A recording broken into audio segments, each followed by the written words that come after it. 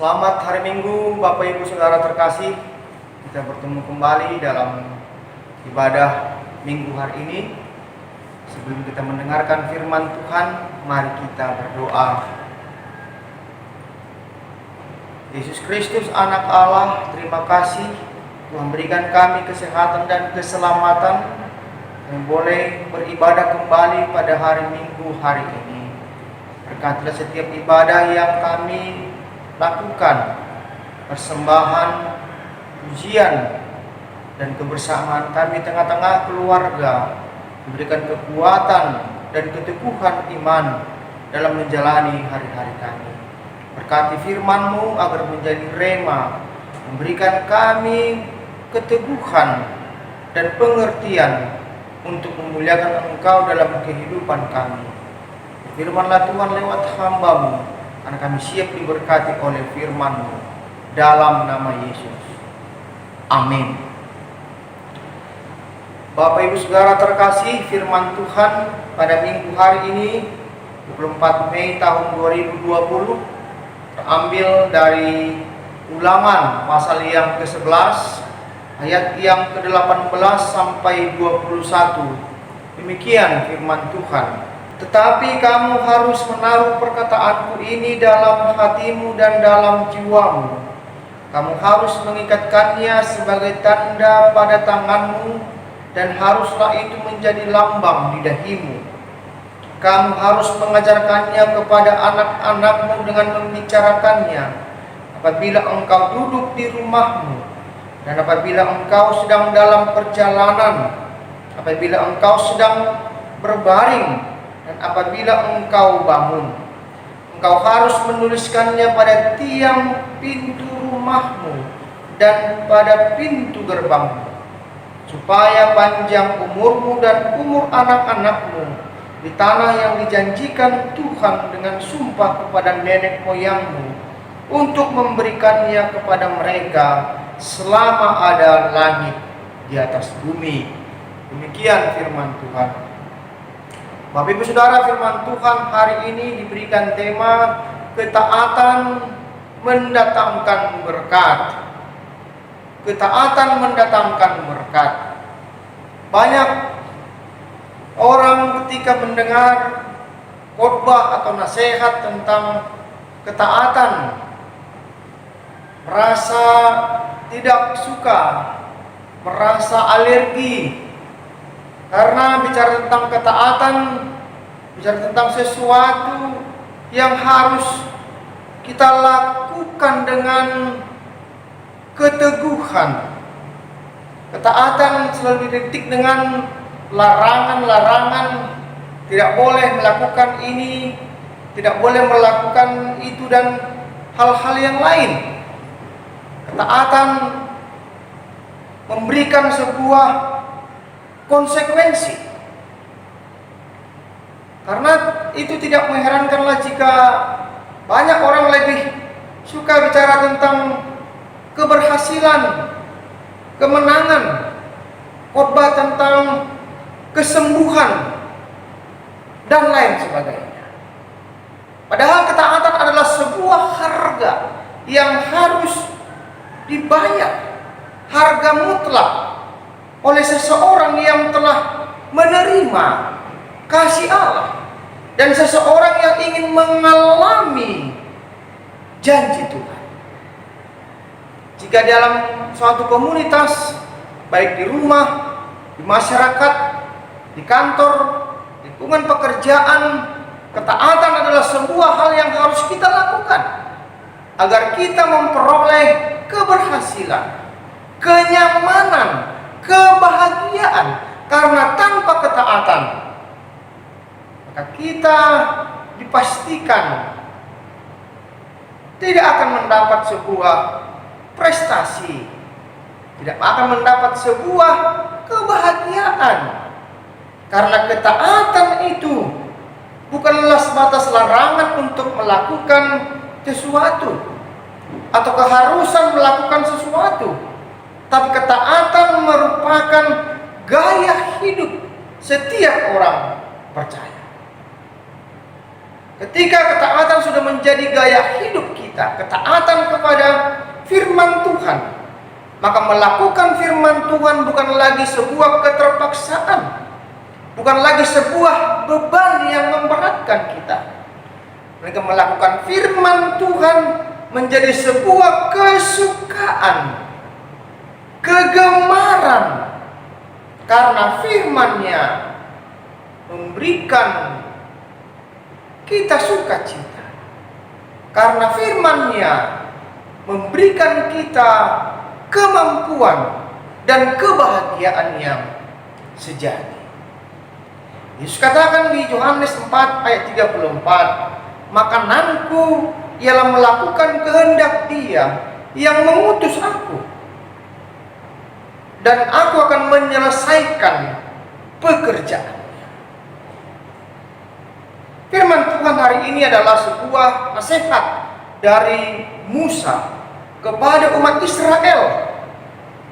Jika mereka sudah tiba di tanah perjanjian, di tanah Israel, tanah yang berlimpah susu dan madu, hal yang mutlak yang harus mereka kerjakan adalah mereka harus taat dengan sepenuh hati kepada Allah Yahweh yang telah menyelamatkan mereka. Itu sebuah harga mati yang tak dapat ditawar-tawar. Dan ketaatan itu harus diwariskan kepada generasi selanjutnya. Diajarkan berulang-ulang, diteladani terus-menerus, agar generasi berikutnya tidak lupa akan kasih anugerah Allah Yahweh yang telah menyelamatkan mereka. Karena Musa katakan, ada berkat di balik ketaatan, namun sebaliknya ada kutuk di balik ketidaktaatan. Dikatakan di ayat yang ke-21, supaya panjang umurmu dan umur anak-anakmu di tanah yang dijanjikan Tuhan dengan sumpah kepada nenek moyangnya, untuk memberikannya kepada mereka selama ada langit di atas bumi. Allah menjanjikan ada berkat, ada sukacita yang tersedia bagi orang-orang yang sungguh-sungguh taat melakukan firman-Nya. Tapi ibu saudara, mengapa kita harus taat kepada firman Tuhan? Dikatakan karena ada berkat, ada sukacita dalam ketaatannya. Berkat apa saja itu? Anugerah apa saja itu? Yang pertama, ketaatan kepada Tuhan membuktikan bahwa kita mengasihi Dia. Jika kita taat kepada orang lain, kita akan mengasihi Dia. Jika kita taat kepada perusahaan, perintah, kita akan melakukan disiplin yang baik. Kita akan melakukan apa yang menjadi tugas kita. Kita tidak mau melanggar aturan. Karena apa? Karena kita mengasihi. Demikian juga firman Tuhan hari ini, ketaatan adalah bukti kita mengasihi Dia. Yohanes pasal 14 1 dan 15 berkata, jikalau kamu mengasihi aku, kamu akan menuruti segala perintahku. Barang siapa memegang perintahku dan melakukannya, dialah yang mengasihi aku. Dan barang siapa mengasihi aku, ia akan dikasihi oleh Bapakku. Dan aku pun akan mengasihi dia, dan dia akan menyatakan dirinya kepadaku. Yesus taat kepada Bapaknya, dan dia taat melakukan apa yang menjadi bagiannya, bahkan sampai kematiannya di salib. Roma pasal 6 ayat 4 sampai 11 dalam bacaan kita hari ini jelas bagaimana Yesus membuktikan ketaatannya sampai mati. Dia melakukan kehendak Bapa, apa keinginan Bapa, karena Yesus mengasihi Bapaknya. Oleh karenanya Bapak Ibu Saudara, jika kita taat kepada firman Tuhan, kita taat melakukan keinginannya, itu adalah bukti bahwa kita mengasihi Dia. Oleh karenanya lakukan ketaatan dengan penuh kasih, dengan penuh ketulusan, Tandanya kita mengasihi Dia dengan segenap hati. Yang kedua, ketaatan adalah sebuah bentuk rasa syukur kita kepada Tuhan.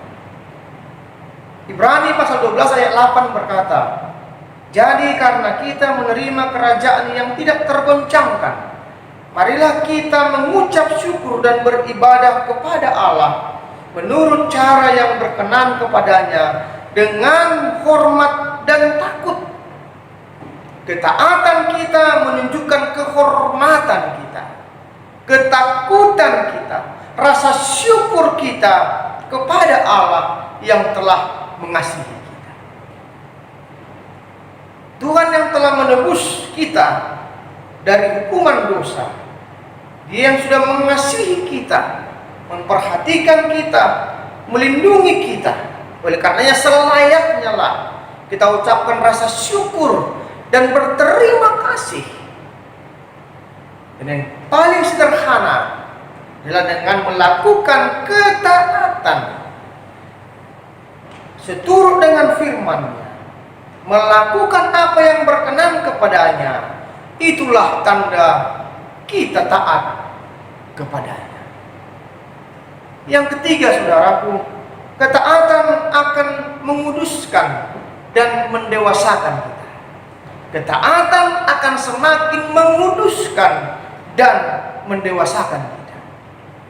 Yohanes pasal 17 ayat 17 berkata, kuduskanlah mereka dalam kebenaran.